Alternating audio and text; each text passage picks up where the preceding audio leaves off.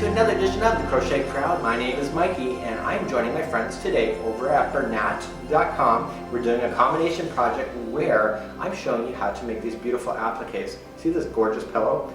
You can just upgrade little things like this. This is just already a stylish pillow, but just push it up a whole nother level by using your crochet skills in order to give it some kind of accent. What we're going to be doing is making this particular applique that you see. We are going to use the Bernat Handicrafter thread. You only need 2 colors, so if you want to do like combinations of different kind of pillows, you can order more yarn for that. But we have a one color on the inside, another color on the outside, and I'm going to show you how easy it really is to be able to do a project just like so. So stay tuned and let's get started.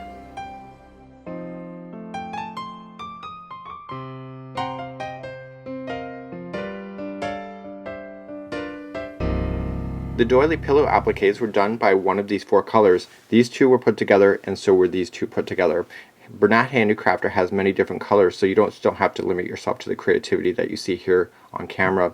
If you want to duplicate what you're finding online, this here is called Robust Red. We have Misty Gray, we have Loyal Blue, as well as we have Dark Mocha. The pattern is calling for a 1.75mm crochet hook, but you should be aware today that I'm using a 2.0 so that I can teach you a little bit easier here on camera, but also if 1.75mm is a little bit too small for you, you can also substitute 2.0 if it makes it easier for you to complete.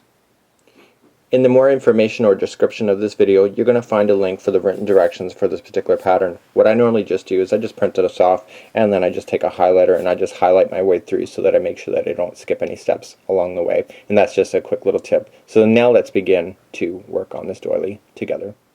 So here's how the project's going to look at the end, and this is after it's been applied to a pillow. This is what it's going to look like as we're working on it. So you can see it has a very different look, even though it's the exact same pattern.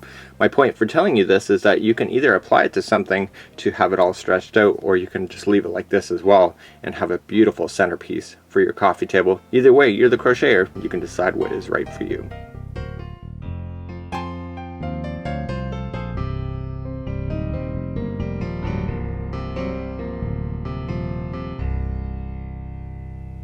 In this pattern, we're going to be starting off from the center point and working our way out. So that's how we're going to do it. And we're going to start off here with the chain and then starting to build around and around. So now let's get started on this crochet tutorial.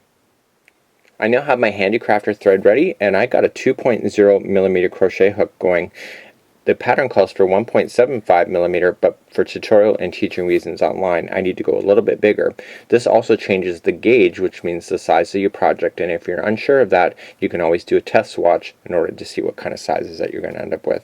We're going to start off with the slip knot. I'm just going to wrap it around my finger twice, and I'm going to pinch, and I'm going to pinch it down here. This is the back of my hand forward, so we're going to take that up and over, and now take the new back one here, and up and over like that, and I want to slip in my crochet hook.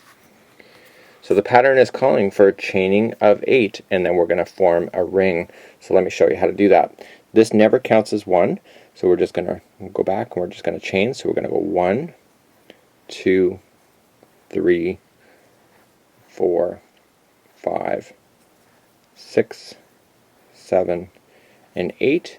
And once you get 8 on there, we just have to form a ring. So we just want to get the beginning stitch that you started with, and we just want to put it in, and we want to grab the yarn and pull it through and through, just like that. And we just want to pull it snug, and that begins the centerpiece of your project. So let's move on to your next step. We're now ready to move up to the first round as per the instructions, and we need to chain up 4, and I'll tell you why we're doing that, because normally it would be chaining up 3. So we just want to go 1, 2, 3, and 4, and we want to double crochet into the center of this ring. Now the straggler here, the loose end, I just want you to pinch it so it's part of the ring, because what I want you to do is I want you to circle around the center of that to capture that into position. So let's double crochet ourselves.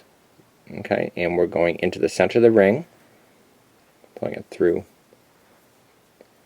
like that, and we need to chain 1. So every time we do a double crochet, we chain 1, and that is the reason why we started off with chaining of 4, because that 1 has already been included into that. So let's come back into the center of the ring again, and we're just going to double crochet, and again that straggler is being trapped into position as we work ourselves around. Okay, and then we want to chain 1. And what I need you to do is that I need you to end up with 16 of these posts going all the way around. Okay, so it's the actual fact there's 15 altogether after you did the chain. So begin to do that. We'll meet back up in just a second, and I'll move you to the next round. So here's where we are, and I have to make sure that you end up with 16 posts all the way around. And remember that chaining of 4 at the beginning counts as 1 as well. So there's actually 16, and when you get the final one done, make sure that you do chain 1 after you get that final to be done so that it will stretch properly. And when you slip stitch it, you have to slip stitch into the 3rd chain going up, okay, not the 4th, because that is the piece that's right in between, and we just want to go in and in like that, and then begin that round. So you can see that it pulls really good together. Because I asked you to pinch this other piece that's in there, the loose end has now been trapped inside, and so then you can just safely grab your scissors just like that and just being able to safely cut it, and you will never see those starting line. So let's move up to your next round, which will be number 2. So we're now ready for round number 2, and all it says is to slip stitch into the next chain 1 space. So if you pull it apart, you can see that where you did the chaining 1 below has created a space. So the next one is obviously right in front of the post there. So we just want to go right in, and we just want to grab the yarn, pull through and through, and that just automatically moved you over 1 space to do that. And now it says to chain 5, and this is going to count as 1 double crochet and chaining of 2. So let's begin to do that. So 1, 2, 3, 4, and 5. And now it's asking you to go into the next chain 1 space that's in line, and we want to do a double crochet.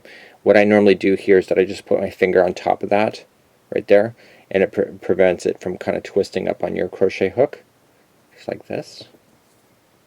It's kind of just a little technique there, and you want to just double crochet into the next chain 1 space. So now we have to chain 2 again. So 1 and 2, and we just want to move to the next chain 1 space, and we want to do a double crochet again in that one, and we just want to continue to do the same thing as we move along. So remember, chaining of 2, 1 and 2 into the next chaining 1 space down below, and do a double crochet. So let's move along, and I'll meet you back up at the end of this round as we move on our way through this project.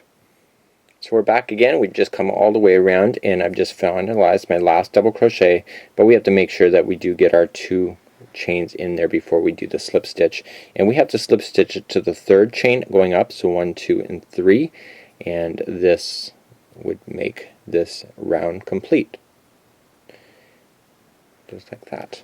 And so basically you should end up with 16 of these spokes all the way around, or posts all the way around, and just to make sure that you do have that in order to keep this pattern complete as we go. Moving up the pattern, we're just going to immediately chain 1, and all of what I'm about to tell you is going to happen in the chain 2 spaces all the way around. So we're going to start off with 1 single crochet, just like that. Okay, and then the pattern is calling for 3 double crochets. So we're in the same spot. This is really going to do a beautiful finishing effect when you do this, and you're going to notice it once you get all the way around. So 3 double crochets, and then we're going to finalize this space off with 1 single crochet. So now what I need you to do is just jump immediately to the chain 2 space again, and we are going to just 1 single crochet, and we're going to put 3 double crochets like we just did.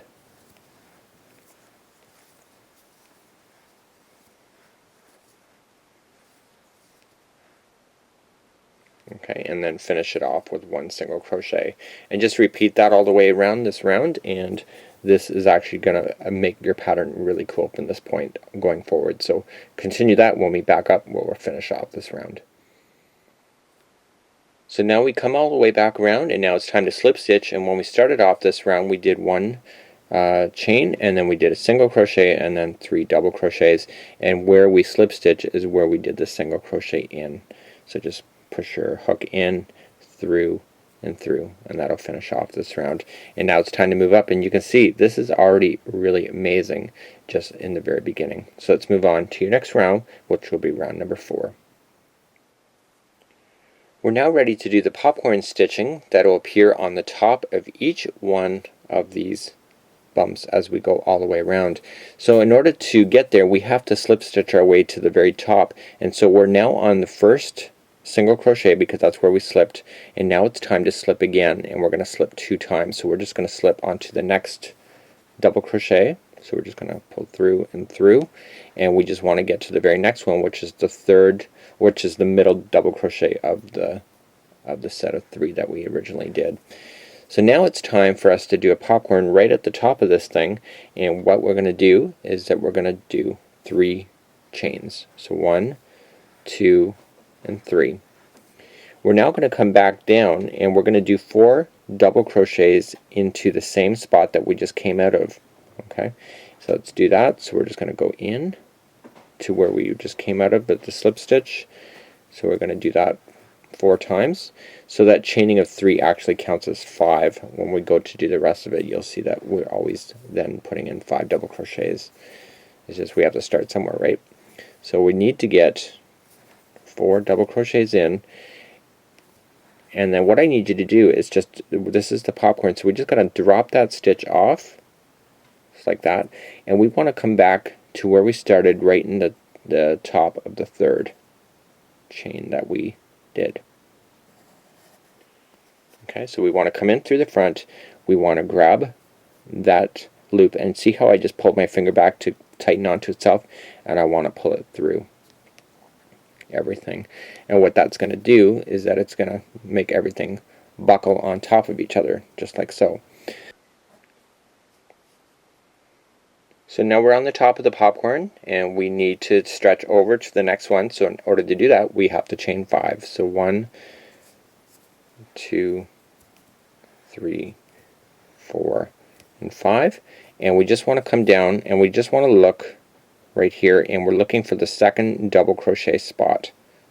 Okay, and I'm just going to hold this on the hook just like this. Just makes it easier instead of it wrapping, and I want to just double crochet 5 times into that exact same stitch. So that was 1, 2, 3, 4, and 5. And then just like before, I just want to drop that loop, and I want to come into the very starting one, okay, just in the top there, grab that loop, and I'm going to use my finger to pull it tight again, and just pull it through everything. And again, just see how it just bunches up just like so. So just continue that all the way around, chain 5, and then just 5 double crochets, and then do the popcorn maneuver, and just continue that all the way around, and we'll meet you back up where we're going to slip stitch and move you on to the next rotation or round. Well, I've just finished the final popcorn, and now it's time to chain 5. So 1, 2, 3, 4, and 5. And I want to slip stitch now to the very top of the first popcorn that we started with.